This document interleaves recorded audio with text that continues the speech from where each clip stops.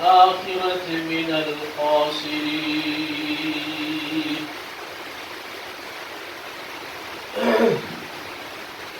صدق الله المولانا العظيم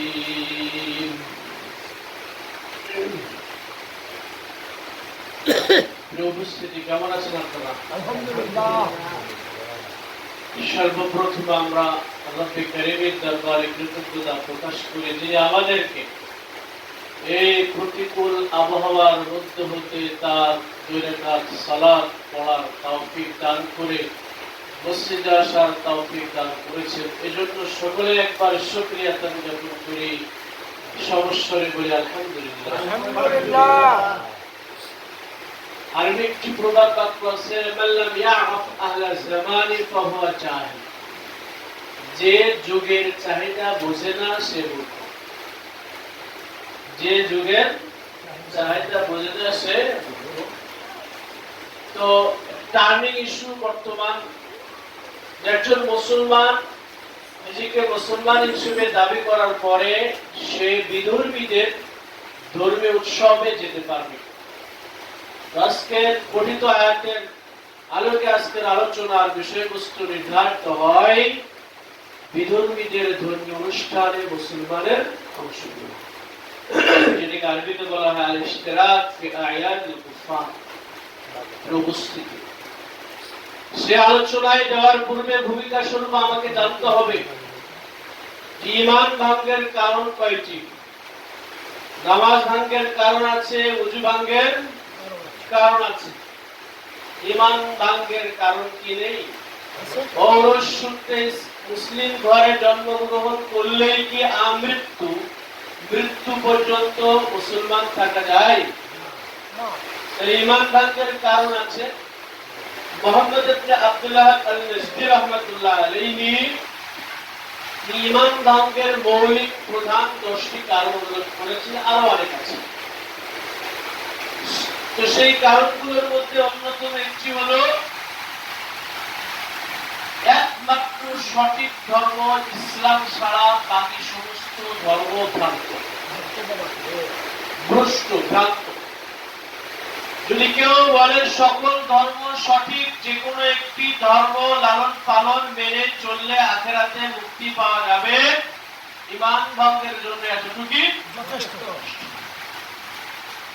ইসলাম ছাড়া বাকি সব ধর্ম ভ্রান্ত, ভ্রষ্ট, এটার স্বীকৃতি দিতে হবে।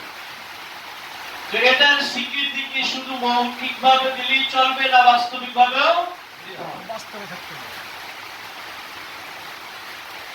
আল্লাহ বলছেন সূরাতুল আল ইমরানের 85 নম্বর আয়াত, ওয়া মান ইয়াবতাগি গায়রাল ইসলাম দীনান ফালাই ইউকবালা মিনহু ওয়া হুয়া ফিল আখিরাতি মিনাল খাসিরিন।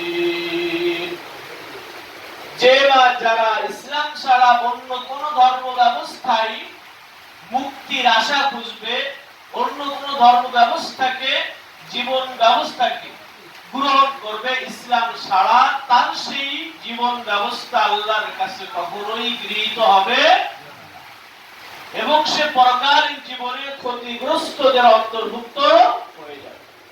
আয়াতের অর্থ, তার মানে আয়াত দ্বারা বোঝা যায় ইসলাম একমাত্র সঠিক। ইন্নামাদ-দীন ইনদাল্লাহিল ইসলাম।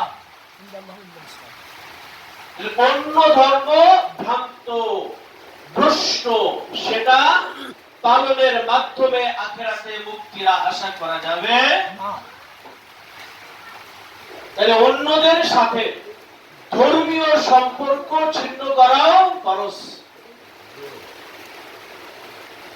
আল্লাহ তাআলা বলছেন সূরাতুল আল ইমরানের 51 নম্বর আয়াতের ভিতরে বলছেন, ইয়া আইয়ুহাল্লাযীনা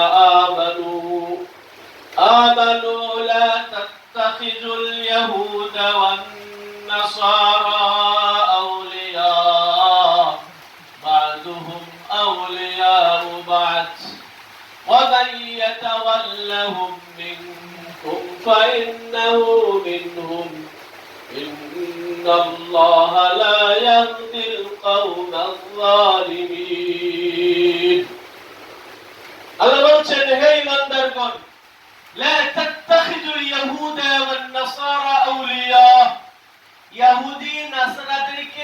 বন্ধু হিসেবে গ্রহণ করো না। বা'দুহুম আউলিয়াউ বা'দ, তারা পরস্পর বন্ধু। ওয়া মান ইয়াতাওয়াল্লাহুম মিনকুম, আমার এই নিষেধ যাওয়ার পরেও তোমাদের বলতে হতে, যারা তাদের সাথে ধর্মীয় বন্ধুত্ব স্থাপন করবে তারা তাদের দলভুক্ত। ইন্নাল্লাহা লা ইয়াহদিল কওমাল যালিমিন। আয়াতের শেষে আল্লাহ বলেন, আল্লাহ তাআলা জালিম সম্প্রদায়কে হেদায়েত দান। তার মানে হলো, আমি বলে দিলাম বিধর্মীদের সাথে ধর্মীয় সম্পর্ক ছিন্ন, এরপরও যদি তুমি সম্পর্ক স্থাপন করো তুমি জালেম, অত্যাচারী। এতটুকু আলোচনা দ্বারা বোঝা যায় বিধর্মীদের সাথে ধর্মীয় সম্পর্ক বন্ধুত্ব স্থাপন করা যাবে।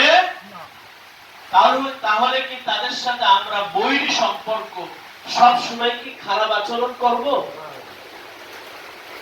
এখানে রাখবেন, শুধুমাত্র ধর্মের ক্ষেত্রে আমরা হয়ে যাব সাম্প্রদায়িক, কিন্তু সহ অবস্থানের ক্ষেত্রে, বসবাসের ক্ষেত্রে আমরা হব অসাম্প্রদায়িক। একজন হিন্দু তার পারিবারিক অনুষ্ঠান, তার সামাজিক অনুষ্ঠান, তার স্বদেশীয় দেশীয় অনুষ্ঠানে আমি আর আপনি অংশগ্রহণ করতে পারব। তার মেয়ের দাওয়াত যদি আপনার দেয় আপনি যেতে পারবেন, সেও আপনার মেয়ের দাওয়াতে আসতে পারবেন। তার ছেলে ইঞ্জিনিয়ার হয়েছে, আপনাকে দাওয়াত করে খাওয়াবে, আপনি মুসলমানকে, আপনি খেতে পারবেন। আপনার মেয়ের বিবাহে সে আসতে পারবে। আমরা যে পারিবারিক গুলো অনুষ্ঠান করি, যে অনুষ্ঠানগুলো ধর্মীয় নয়, সেই অনুষ্ঠানগুলোতে সেও আসতে পারবে, আমরাও তাদের পারিবারিক অনুষ্ঠানে যেতে পারবো। আমাদের সামাজিক অনুষ্ঠান, যেই সামাজিক অনুষ্ঠান, সে আসতে পারবে। তাদেরও যদি সামাজিক অনুষ্ঠান থেকে থাকে, যেই সামাজিক অনুষ্ঠানে শিরকিয়াতের গন্ধ পাওয়া যায় না, শিরিক অশ্লীল বেহায়াপনা নাই, সেখানেও আপনি যেতে পারবেন। যদিও দেশীয় কোন অনুষ্ঠান হয় যেটা তাদের ধর্মের সাথে সম্পৃক্ত নয়, আপনাকে দাওয়াত করলে আপনি যেতে পারবেন। একজন মহিলা, একজন হিন্দু, একজন বিধর্মী তার মেয়েকে পাত্রস্থ করতে পারছে না, বিবাহ দিতে পারছেন না, আপনি সহযোগিতা করতে পারবেন। একজন বিধর্মী অসুস্থ, চিকিৎসা সেবা নিতে পারছেন না, আপনি দান করতে পারবেন। তবে সেই দানের টাকাটা সদকায়ে ফিতর আর যাকাত না হতে হবে। সদকায়ে ফিতর কি যাকাত না হতে হবে। তাহলে বোঝা গেল যে ইসলাম একেবারেই তাদেরকে বয়কট করার কথা বলেনি। তাদের পারিবারিক অনুষ্ঠান, তাদের সামাজিক অনুষ্ঠান, তাদের দেশীয় অনুষ্ঠানে, যেই দেশীয় অনুষ্ঠান, যেই পারিবারিক অনুষ্ঠান, যেই সামাজিক অনুষ্ঠান তাদের ধর্মীয় অনুষ্ঠান নয়, সেখানে অংশগ্রহণ করা। আমাদেরও যেই পারিবারিক, সামাজিক, ব্যক্তিগত অনুষ্ঠান, যেটা আমাদের ধর্মের সাথে সম্পৃক্ত নয়, সেই অনুষ্ঠানে তারা অংশগ্রহণ করতে পারবে। আমরা আবার অনেক বুজুর্গ হয়ে যাই, হিন্দুর বাড়ি খাবো, ভাই কোথায় খাবেন এটা বিষয় না, কি খাবেন, কোন প্রক্রিয়ায় সেটা উপার্জিত সেটা বিষয়। একজন হিন্দু পাকায় দিল, অবশ্যই আপনি খেতে পারবেন যদি সেটা বৈধ জিনিস হয়। আপনি মুসলমান সুদখোর, তার ওয়াইফ খুব দানবীর, আল্লাহওয়ালা দানবীর পাকায় দিয়েছে, স্বামী সুদখোর, তার বাসায় খাওয়া যাবে? একজন হিন্দু, সেই হিন্দু কিন্তু তার স্বামীটা যে প্রক্রিয়া ইনকাম করেছে আমাদের শরীয়ত ছেড়ে সাপোর্ট করে, তার ওয়াইফ যদি রান্না করে খেতে যায় সেটা খাওয়া যাবে না? এক কথায় বললি তো হলো, কি খাচ্ছেন কোন প্রক্রিয়ায় এটা উপার্জিত সেটা বিবেচ্য, কোথায় খাচ্ছেন এটা বিবেচ্য। এজন্য আমি বলি, ইসলাম হলো ইসলামের বিধিবিধান পালনের ক্ষেত্রে সাম্প্রদায়িক,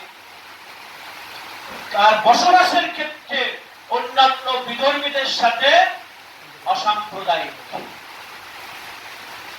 অসাম্প্রদায়িক আমার ঈদের অনুষ্ঠানে আমার ধর্মীয় বিষয়াদিতে সে আসতে পারবে না, আমি তার ধর্মীয় বিষয়াদিতে যেতে পারবো না। শরিয়াত এর পক্ষে দলিল কি?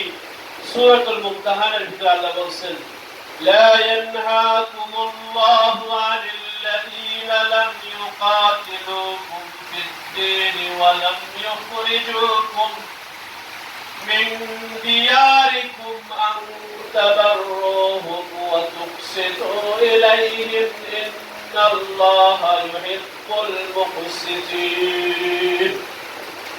আর যে সমস্ত বিধর্মীরা তোমাদের সাথে যুদ্ধ করেনি বা তোমাদেরকে তোমাদের দেশ থেকে বের করে দেয়নি, তাদের সাথে ইনসাফপূর্ণ ব্যবহার করতে ইসলাম নিষেধ করে। তার জ্বলন্ত প্রমাণ আমরা পেয়েছি হযরত আলী রাদিয়াল্লাহু তাআলা আনহু, এবং তার যে বর্ণটা হারিয়ে গিয়েছিল, উনি বলেছিলেন যে যেটা এক ইহুদির কাছে পেয়েছিলেন, বলেছিলেন যে এটা আমার। আদালত শুরাই রাদিয়াল্লাহু তাআলা আনহু আদালতে স্বর্ণপন্ন হলেন, ইহুদি বললেন এটা আমার হাতে রয়েছে, এটা আমার। আলী রাদিয়াল্লাহু তাআলা আনহু প্রেসিডেন্ট, উনি বললেন না এটা আমার, বর্বচর সিলসিলার যুদ্ধে এটা হারিয়ে গেছে, আমি পাচ্ছি না। শুরাই রাদিয়াল্লাহু তাআলা আনহু, যিনি 80 বছর কাজুল প্রধান বিচারপতি ছিলেন, উনি বললেন, হে আমিরুল মুমিনিন, ইসলামের রাষ্ট্রের রাষ্ট্রপ্রধান, আপনার পক্ষে সাক্ষী কে? আপনার পক্ষে সাক্ষী কে? উনি বললেন আমার সন্তান এবং আমার গোলাম। বললেন পিতার জন্য সন্তানের সাক্ষী, গরিবের জন্য গোলামের সাক্ষী নট অ্যাকসেপ্টেবল, এটা গ্রহণযোগ্য হবে না। এই দৃশ্য অবলোকন করলেন ওই ইহুদি, সে বললেন এটাই তো এমন ইসলাম, যে ইসলামের আদর্শ এমন, আমি বিচার পেয়ে গেছি, বিচার আর দরকার নেই, আমি ঘোষণা করছি আশহাদু আল্লা ইলাহা ইল্লাল্লাহু ওয়া আশহাদু আন্না মুহাম্মাদান আবদুহু ওয়া রাসূলুহু। তাহলে সহাবস্থানের ক্ষেত্রে আমরা হিন্দু ধর্ম যে ধর্মের অনুসারী থাকুক না কেন, সে একজন মুসলমান ইসলামী রাষ্ট্রে যেই অধিকার পাওয়ার উপযুক্ত, একজন বিধর্মী সেটা পাবে। তবে ধর্মীয় ক্ষেত্রে তাদের সাথে আমাদের বয়কট থাকবে, তারা সেই ক্ষেত্রে আমরা হয়ে যাব সাম্প্রদায়িক। দেখেন, عن عبد الله بن عمر رضي الله تعالى عنه قال زرعت له شاة في داره। আব্দুল্লাহ ইবনে উমর রাদিয়াল্লাহু তাআলা, ওমর ইবনে খাত্তাব রাদিয়াল্লাহু তাআলা এর সন্তান, উনি বলছেন তার বাসায় ছাগল জবাই করা হলো, রান্না হলো, বাসায় এসে বললেন আহাদাইতুম লিজারিনা আল ইয়াহুদা, এ আমার যে ইহুদি প্রতিবেশী রয়েছে তার বাসায় কি ছাগলের গোশত দিয়েছো? আবার জিজ্ঞাসা করলেন আমার যে ইহুদি প্রতিবেশী রয়েছে তার বাসায় কি ছাগলের গোশত দিয়েছো? মা যালানি ইউসিনি ফিল জার হাত্তা ইওয়ারসুহু, আমি আল্লাহ রাসূলকে বলতে শুনেছি আল্লাহ তাআলা প্রতিবেশীর ব্যাপারে আল্লাহ তাআলা আল্লাহ রাসূলকে এত প্রত্যারোপ করেছেন, মনে হচ্ছিল প্রতিবেশীকে অপর প্রতিবেশীর সম্পত্তিতে ওয়ারিশ বানিয়ে দেবে। অতএব দাও, এই হাদিস দ্বারা কি বোঝা যায়? একজন রিক্ত হস্ত ইহুদি খ্রিস্টান বিধর্মী অন্য ধর্মের লোককে সাহায্য সহযোগিতা করা যাবে। এখানে আমরা উদারতা দেখাই, উদারতা। ইসলামে উদারতার একটা সীমা আছে। ইসলামে কি আছে? লিবারাল ইসলাম বলে, লিবারাল ইসলাম। ইসলামের উদারতার কি আছে? একটা সীমা আছে। এত উদারতা না যে পূজা মণ্ডপের ভিতরে যে সাজদা দিলাম, এত উদারতা ইসলাম সাপোর্ট করে না। পূজা মণ্ডপে যে তারা পূজা করছে আমি অবলম্বন করছি, এত এত লিবারাল ইসলাম না যে তারা ওখানে অশ্লীল তাদের পূজিত ব্যক্তিকে, তাদের হস্ত নির্মিত মূর্তিকে পূজা করছে, আমার রবকে অপমান করছে, আমি দেখবো। ইসলাম সাপোর্ট করবে, এত উদারতা ইসলাম দেয়। ইসলাম ধর্মের পার্থক্য কোথায় থাকলো? তাহলে আমার ধর্মের পার্থক্যটা কোথায় থাকলো? দলিল কি? দলিল আনাস ইবনে মালিক রাদিয়াল্লাহু তাআলা আনহু থেকে বর্ণিত আবু দাউদ শরীফের হাদিস, لما قدم النبي صلى الله عليه وسلم المدينة, আল্লাহ রাসূল মদিনায় আসলেন। ولهم يومان يلعبون فيه, মদিনার মানুষদের জাহিলিয়াতের সময় থেকে দুইটা দিন তারা তাদের ধর্মীয় উৎসব ছিল, সেই ধর্মীয় উৎসব তারা পালন করে আসতো। তো আল্লাহ রাসূল বললেন এটা কি? তার উত্তর দিলেন আমাদের এটা ধর্মীয় উৎসব, আমরা এটা অতীত কাল থেকে পালন করে আসছি। আল্লাহ রাসূল বললেন ফাদ আবদালাকুম বিহিমা খায়রাম মিনহুমা ঈদুল আযহা ওয়া ঈদুল ফিতর। আল্লাহ তাআলা তোমাদেরকে এই দুইটার বিনিময়ে আর দুইটা ধর্মীয় উৎসব দান করেছেন, সেটা হলো ঈদুল আযহা আর ঈদুল ফিতর। ইয়াদিদার কি বোঝা যায়? ওই দুইটার বিনিময়ে মানে ওই দুইটা থাকবে। তোমরা যেটা করছো তোমাদের এই ধর্মীয় উৎসবের সাথে আমরাও একটু আনন্দ ভোগ করি, সকলে একাকার হয়ে একেবারে উদারতা দেখিয়ে পালন করি, যে শিরকিয়াত করছো।